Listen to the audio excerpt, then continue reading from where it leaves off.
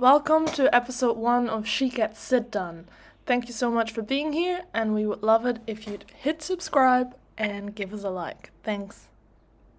There you go. Hello. Episode 1 of She Gets It Done. She gets it done. She Gets It Done. A podcast for dog owners by dog trainers, but without all the fancy stuff. Just advice that works, right? Straight to the point. Right. That's us. Yep. So I'm Sana. I'm a dog trainer in Auckland, and I've been training dogs for 5 years. Used to be primary school teacher, and now I train lots of dogs. My aim is to be able to give you handhelds that are super easy to follow. And I love teaching group classes. And I'm Laura, and I live in Melbourne, and I've been a dog trainer for 13 years. And I also have kids. So my aim is to teach you guys how to deal with that, dogs and kids mainly, but also dogs in a way that you can actually achieve without fancy words, without fancy things, just daily life that works. It's worked for me, so I hope it works for you. That's it. Awesome. So today's topic on our very first podcast is about over-socialization. You mean socialization? Oh my god, over-socialization. What do you mean over-socialization? Exactly. Is that possible? Yes. Yes. Laura and I are both really passionate about that subject. Because I would say that at least 75% of the dogs that I work with have leash reactivity due to over-socialization. So the owners will come to me that their dog goes wild on lead, and the dog is really good off lead, but not on lead. And yeah, I deal with that a lot. How about you? Yeah, same for me. And I find, and this is something that people usually get really surprised by when their dogs start becoming really reactive. And so we always associate reactivity with something negative. And when I tell them, oh, I think your dog is actually being over-socialized, it just doesn't compute in the brain. It's like, but he has so many friends. Exactly. Why is he reacting? So yeah, this is where over-socialization becomes an issue, I think, that not many speak about. Yeah, I think it's really important to also actually look at what is socialization. I know there's lots of dog trainers out there talking about it, but when I talk to dog owners, they often just think, oh, it's my dog being social with dogs.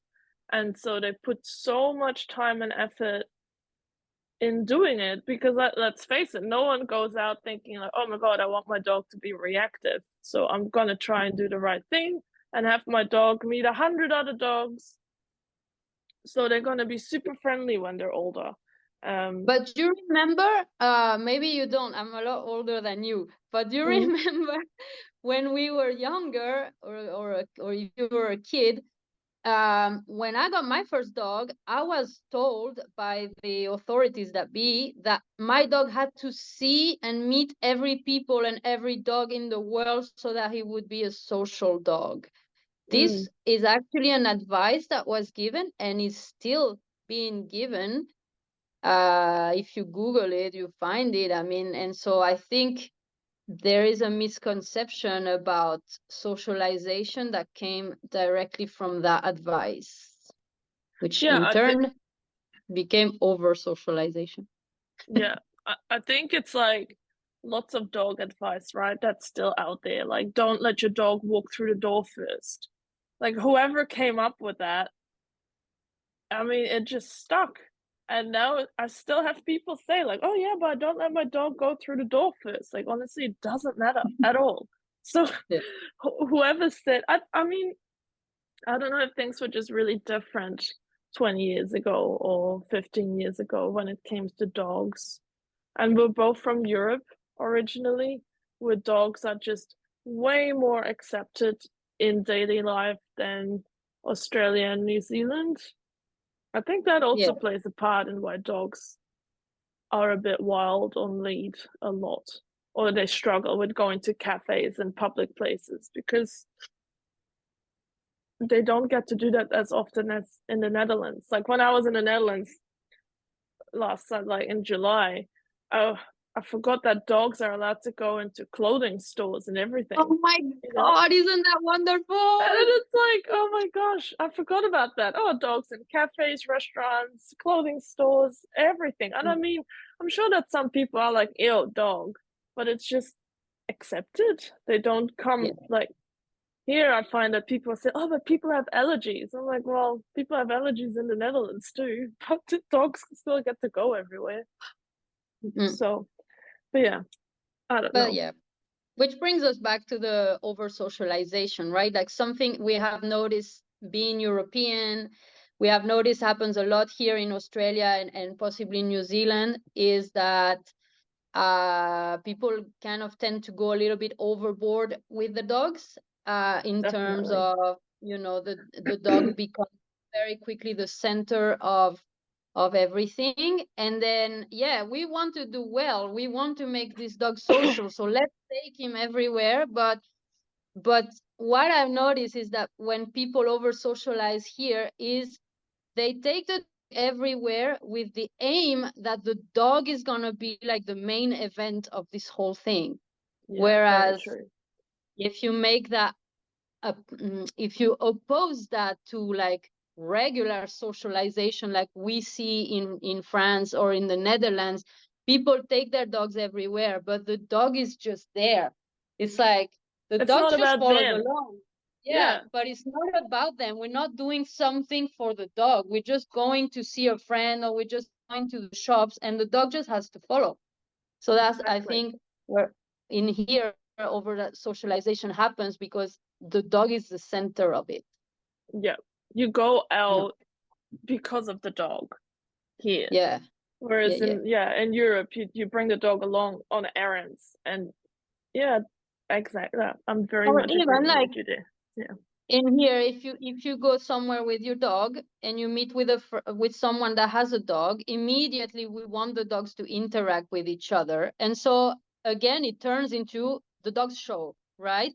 And I remember like in my family in France, everybody has dogs. And when people get together with their own dogs, no one is there looking at what the dogs are doing to each other. We just get together and the dogs Yeah. happen to be there. But we're not focusing on how the dogs are getting along or not. And most of the time, this is where dogs are used to this. Yeah, we go somewhere, there's another dog. Oh, there's another dog. I don't care. I'm with my owner. And that's usually how it ends. Whereas here, that's where, yeah, it happens so much, the over socialization, because it's that expectation of like Yeah. the dogs need to play. And here dogs don't know how to just be around other dogs. I think a really Yeah, big exactly. part of that is as well, definitely after COVID, and I definitely see it here in New Zealand more than I'd see it in Australia, is the insane amount of doggy daycares and pack walkers that are out here. Like, you know, how many owners will bring their puppy straight away to doggy daycare because they need to socialize. So you throw this puppy in with 10, 15 other dogs to run around like crazy all day, practicing extremely excited, crazy social behavior all day. And then you expect them to be nice and quiet when they meet dogs out and about on your normal walk. But they've just been practicing for 8 hours that they can do whatever they want and run around and bark and do all these things. So I feel like it's Yeah. definitely way more prominent here. Yeah. And I think, yeah, in Australia, it has grown too. Like my first job in here in Australia was to be a doggy daycare attendant. That was my first official job when I came 13 years ago. And so I can say that there are doggy daycares that are actually really good. And like the one where Sure. I worked in, they actually hired me because I was a dog trainer. And the person that opened that doggy daycare said to me, I love dogs, but I have no idea. I need someone to work with me that will understand dog behavior. So that was really good. And this doggy daycare was really good. I guess it still is. I don't work there anymore, but the things we did, I put in place a lot of protocols for the dogs not to go crazy, not to play all the time, to have downtime. I did all that, but I remember that everybody was calling me the party pooper and boo-hoo, the dogs are not playing, and like, Yeah. so as the doggy daycare grew and we had more and more dogs, it was more and more impossible to calm everyone down, all the dogs. Like you can do that with 5 dogs, but you can't do it with 60 dogs. So Yeah. I found it really difficult. And this is when I made the decision to leave the doggy daycare environment, because I noticed that it was not ideal for dogs, and I'm a dog trainer. I want what's best for dogs. And so it didn't work for me anymore to work in a place that I knew was making dogs worse. So that's when I left. So yeah, there are doggy daycares that are really good, but those are rare. And what people want, because the people that want their dog in a doggy daycare, they want the party, they want the dogs to play all day. That's what they feel, that's good socialization. So that's also the problem. The good doggy daycares, they're not fun. No, exactly. They're there for like enrichment and teaching calmness, but people love Yes. to see the photos and the videos. Look how much fun my dog is having. And they Mhm. are, but also you're practicing non-stop behaviors that you don't really Yeah. you don't really want to. And I remember when I posted photos or videos of the doggy daycare where I'm like, look at this, there's 20 dogs sleeping, how wonderful. And I'm making this video. And people And are then you like post it. boring. Yeah, you post it on social media thinking, oh my God, this is the best thing I could give these dogs. And then the comments from the owners or people that Like look they at could the do this videos at is like, home. oh, this is so sad. Why are they all so sad? Is this place so boring that my dog does nothing? You get all these sorts of comments. So obviously this is where there's a problem, right? The misconception of what is good for a dog from a trainer's point of view and what is good for a dog from an owner's point of view. Yeah. So I struggle with that. Yeah, I totally agree. And I do think that COVID has made things heaps worse. Like the amount of people I get now that will say like, "Oh, I've got a puppy and I'm going back to work and I need to put my puppy in daycare because I'm not home." I'm like, "What? So what? Leave your puppy home. The dog doesn't need constant entertainment and enrichment. Just teach your dog how to relax and they're fine." When I got Lennox, I was still a primary school teacher and my partner works full time as well. So from 8 till 5, he was by himself. I think at the beginning, I went home during lunchtime because I worked close to home and I would quickly see him for like half an hour. And he was a 9-week-old puppy alone in the backyard. And we had somewhere where he could hide, in case it rained and sunshine and all that. And he was fine. And he still is fine. No issues with separation anxiety, no issues in general, because we just let him be a dog instead of give him endless social interactions and then they come home and they're overtired, which is a whole new problem that we're not discussing today. But yeah, that's over-socialization for you. Yep. So but yeah, I think the concept that people think their dog needs to be entertained all the time, needs to be interacting all the time, needs to be meeting everybody, I think that's where it all goes wrong, right?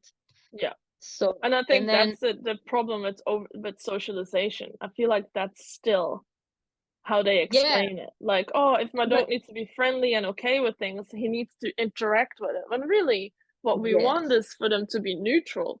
Be like, oh, yeah, cool, I don't care. But I can be yeah, friendly, but I can also just not care. Like, that's yeah, also socialization. yeah. I think that's the part I find where people kind of find it hard to understand. Like if you are as a dog trainer, you go and see a family or people with a dog, and you tell them that actually to have a well socialized dog, you need to teach your dog to not interact so much with their environment.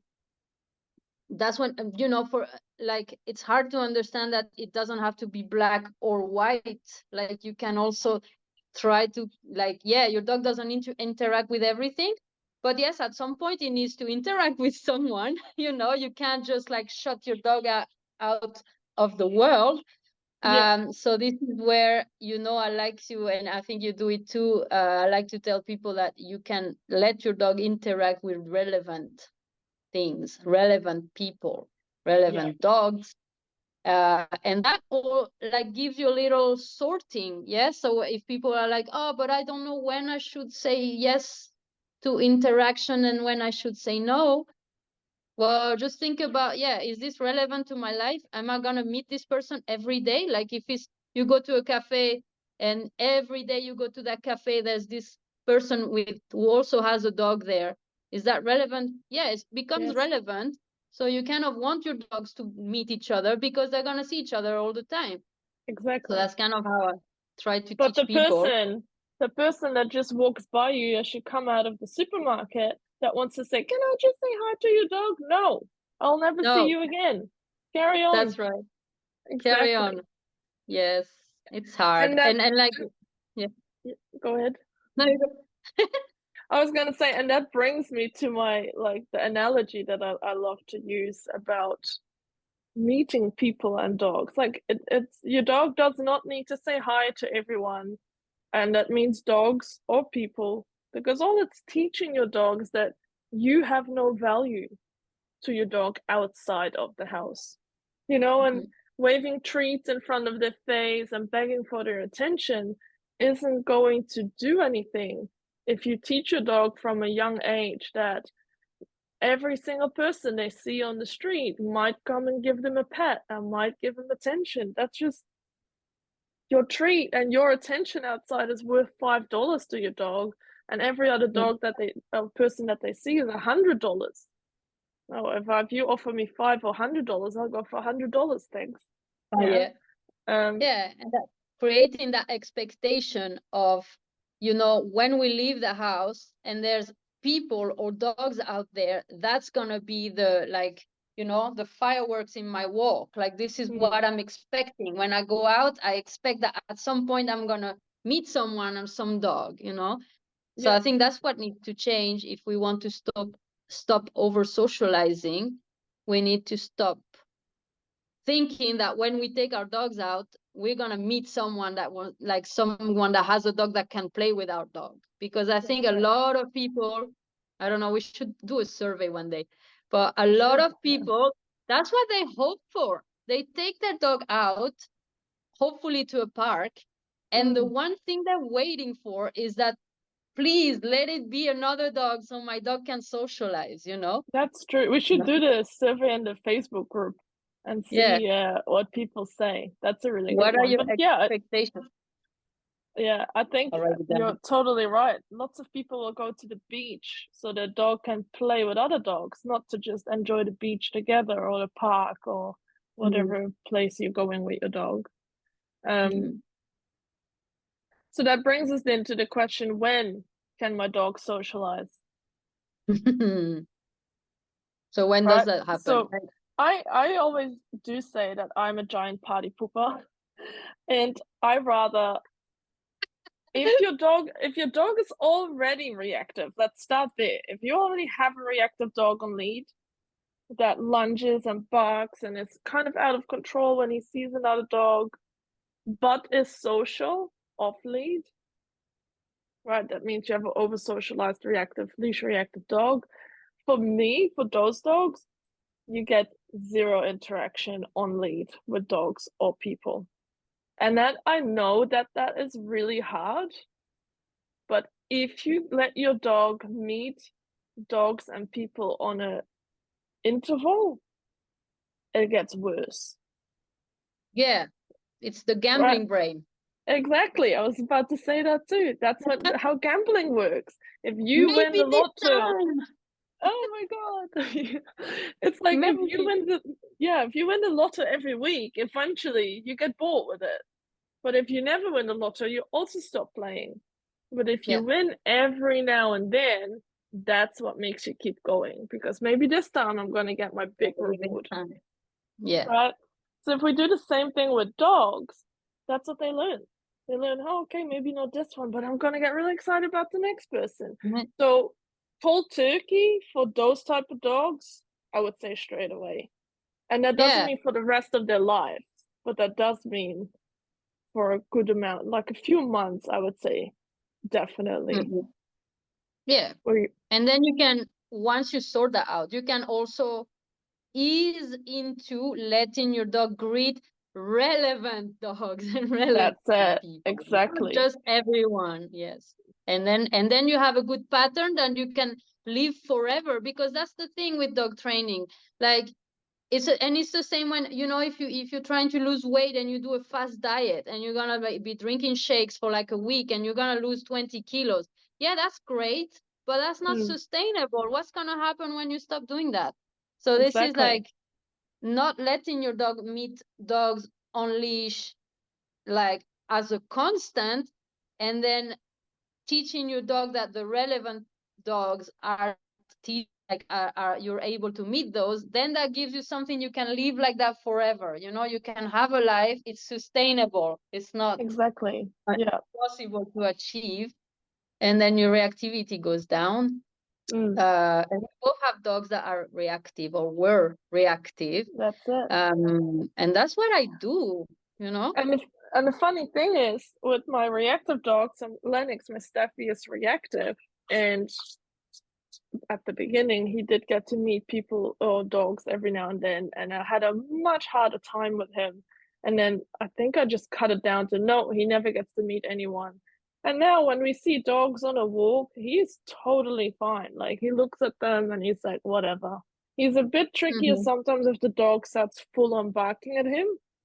Yeah. But Zelda, my social dog, struggles way more seeing other dogs on lead because she is the dog that I often bring with me to socialize with other dogs, to help, rehab and all that kind of stuff. So she still can be really like, oh my God, there's a dog or a person, because she loves people. Hmm. Whereas Lennox, I just had that full rule of not, we're not meeting anyone.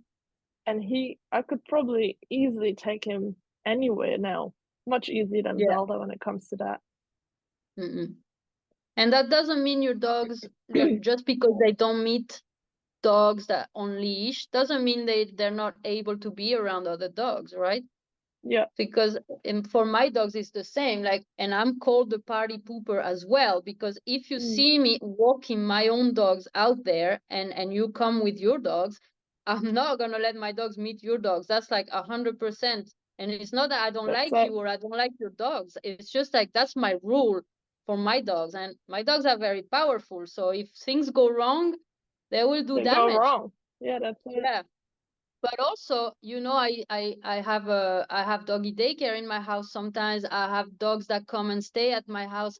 My dogs can be around other dogs, the relevant ones, and they will be fine. Like they're fine with like 20, 30. I don't know how many dogs they're okay with that are part of our lives.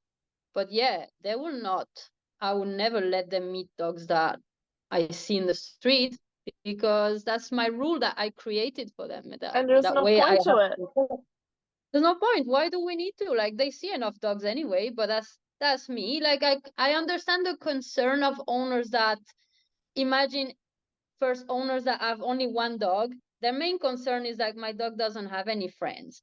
But then Yeah, if you start digging a little bit, everybody has someone else around them that has a dog, or maybe someone in the family has a dog, or maybe there is this person in the park that has a dog that gets along well with your dog. Then there it is, There's your friend. That's your You friend. don't need more. Exactly. You don't need 100 friends. You don't You're need better off 100 with to be. 2 Yeah, really good ones than 100 fake ones, you know, for that are sure. just like.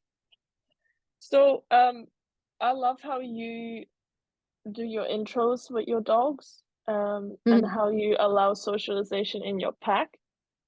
I think that's worth talking about because, you know, we've said now, do not let your dog interact with irrelevant people or other dogs. So how do you introduce relevant dogs? Aha.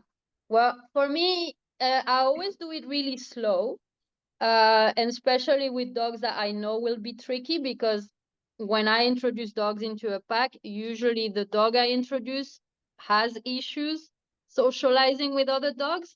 So it's very rarely a dog that's happy being around other dogs. So what I do is, and this is like something that other people might not understand right away, but it's like I tell the dogs, you're not allowed to sniff each other. You're not allowed to interact at all for now. So we start like that. Every single new dog that gets introduced into one of my groups of dogs, or one of my dogs, it's gonna be like that. We're gonna walk together for a bit. And if it's just me and 2 dogs, I'll have one dog on each side of me. And because I have a very good handling skills, I am able to hold 2 dogs on each side of me without the dogs, actually sniffing Interact. each other. So, you know, Yes. So if that was a dog owner wanting to meet a friend, they would both be yeah, holding their own dog. So yeah, at least yeah. that's good. That distance, and what I like to do is you really start from the outside. So each dog will be on the outside, and then each owner will be on the inside. So you have 2 owners, dog, and Yep. then that's how we start. And I tell people, don't try to make your dogs sniff each other. Just forget about your dogs. Let's do it the French way, okay? Let's just go for a walk and pretend we actually want to go for a walk because we want to talk about our lives, not because we want our dogs to meet.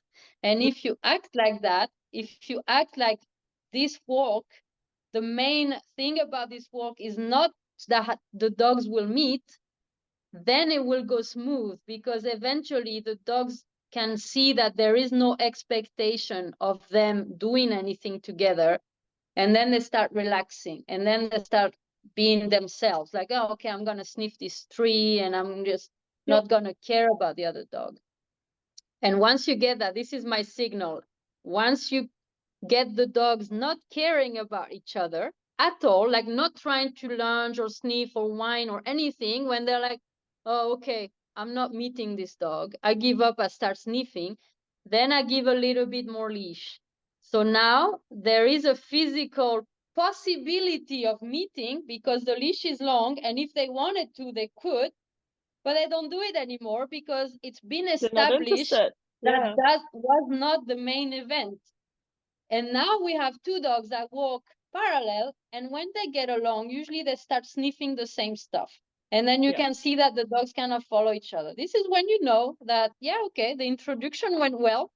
They like each other, but because we put a barrier at the start that you're not here to do stuff that means you're gonna run around or play or anything, the dogs have the rules in place. The rules Yep. are we sniff stuff, and it starts like that.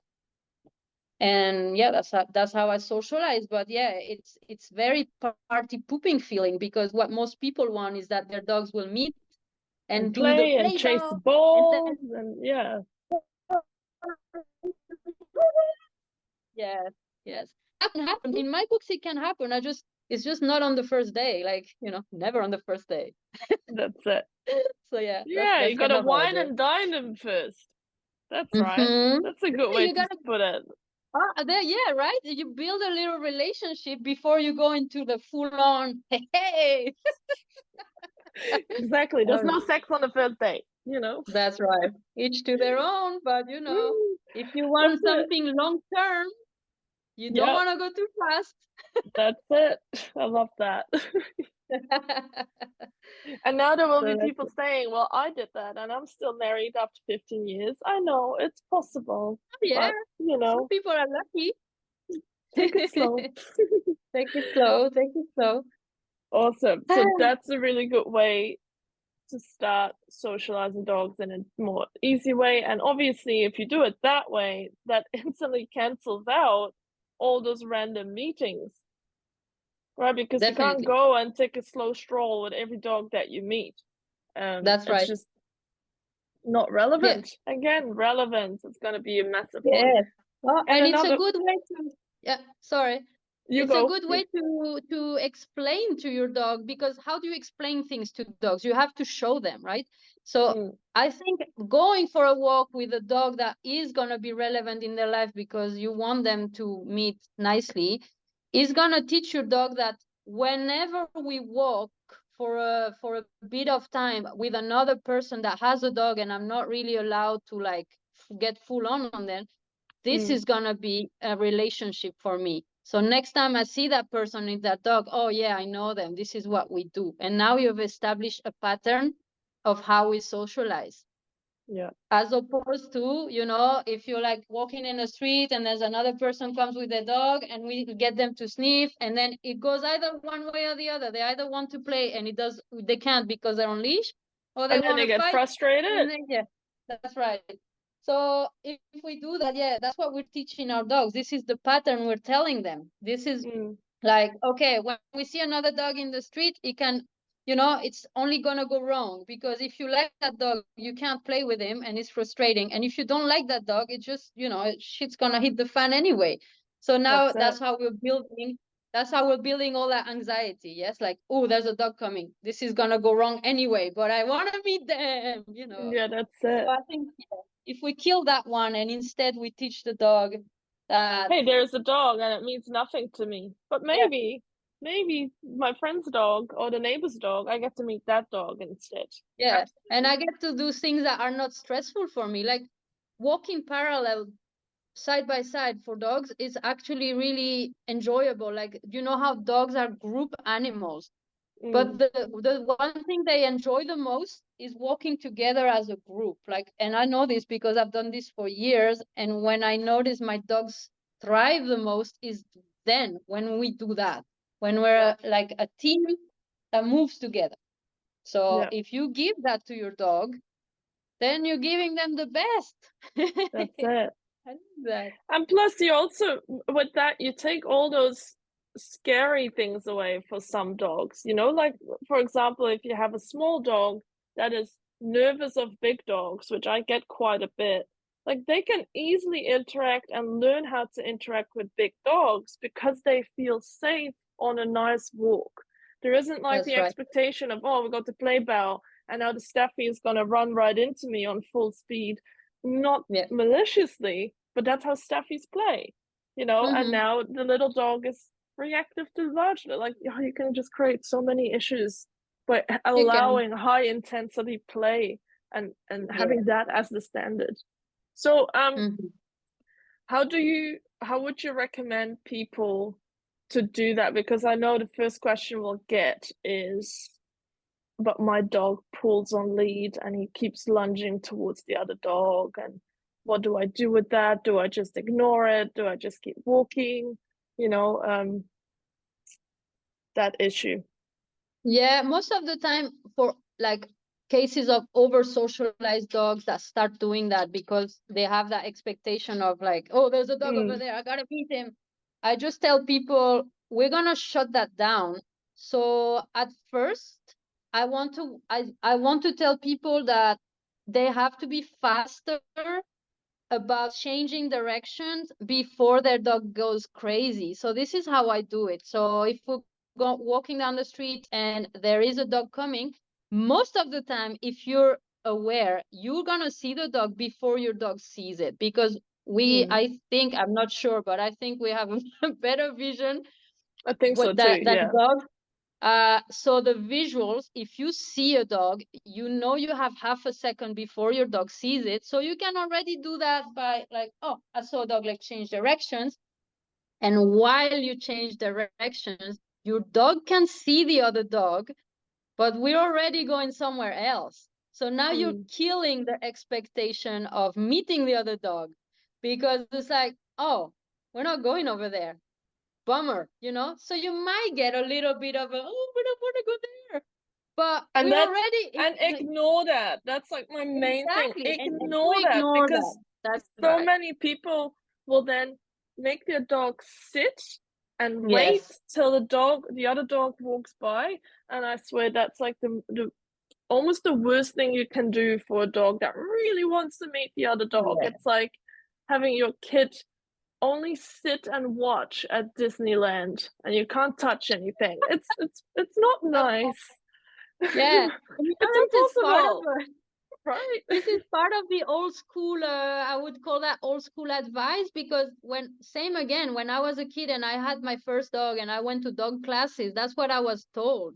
Like, to make my dog sit whenever there was some kind of trigger, you know? And Yeah. yes, it will work if you're like strong enough, strong-willed enough, and if you can like make your dog do it and you're gonna But shut it's your dog down.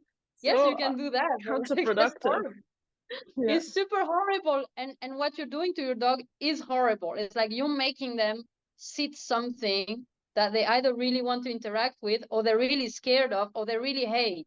So That's either of it. those three things, you're making them sit and watch. Like, how torture is that?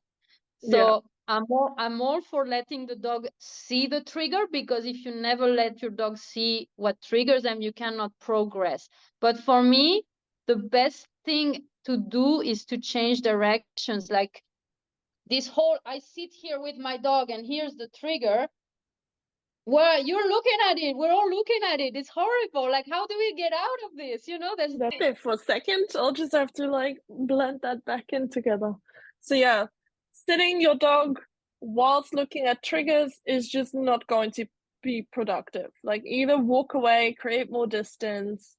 You can correct excessive reactions as well, but I feel like it's a chat for another time. Can you? Oh, there you go. Yeah. you hear me? Yeah. The thing to remember, to sort of start decreasing that expectation of meeting the other dogs, change directions. Just like, you don't really have to go there where you thought you were going. You can go somewhere else, you know, like, especially if you are actually walking your dog and not necessarily, you know, going from A to B.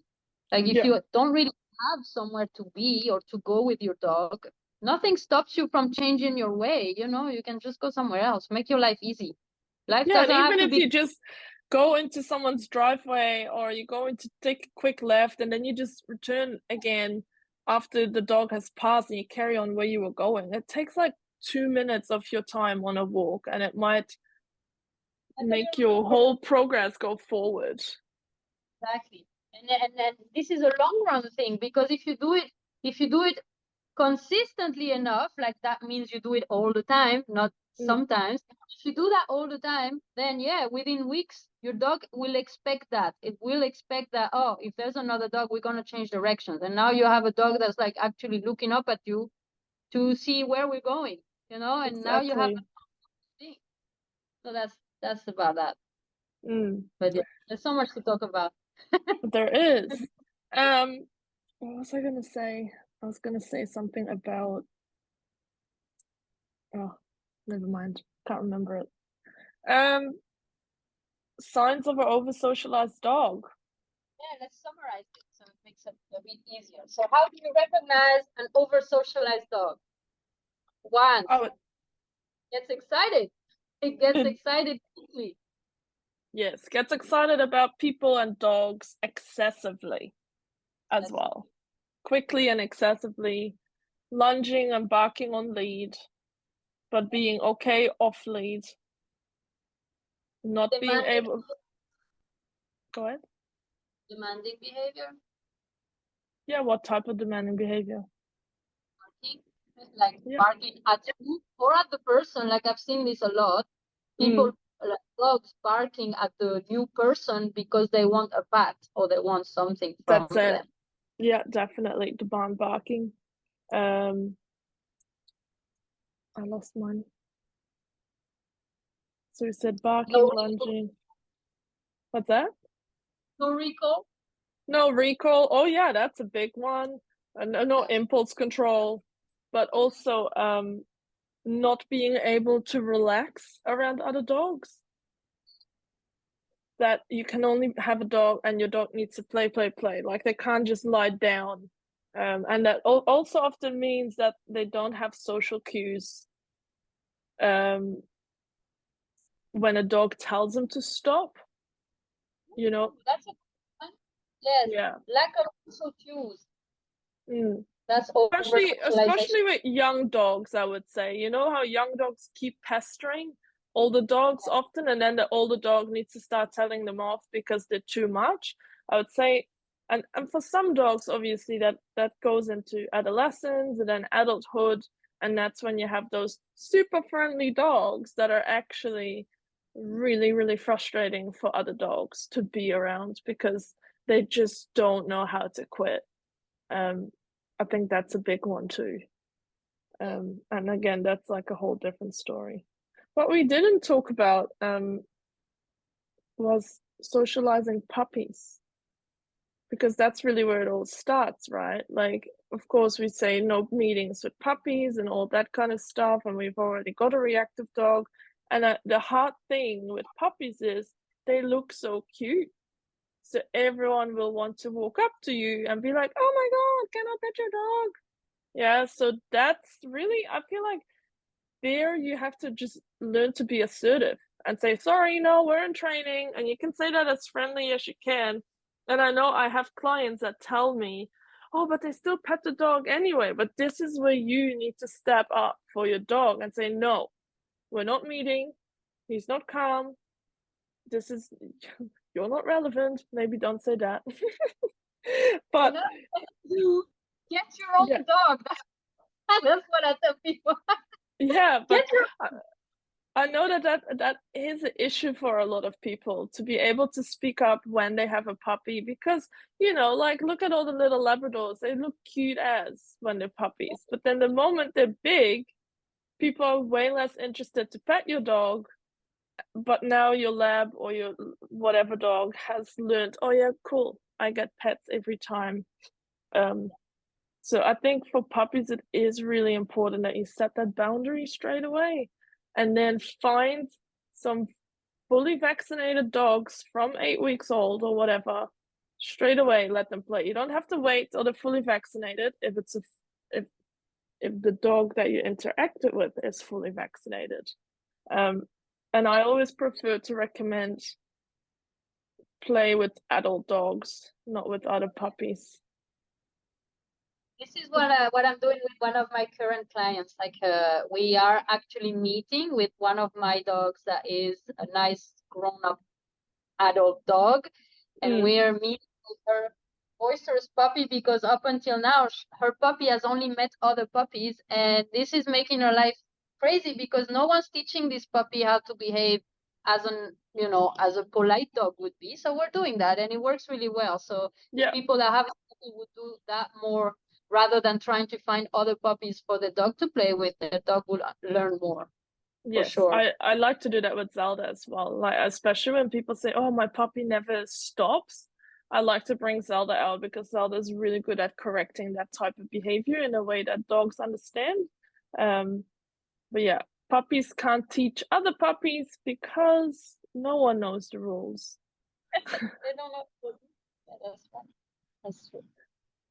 All right, let's summarize our top tips then for people to put in practice.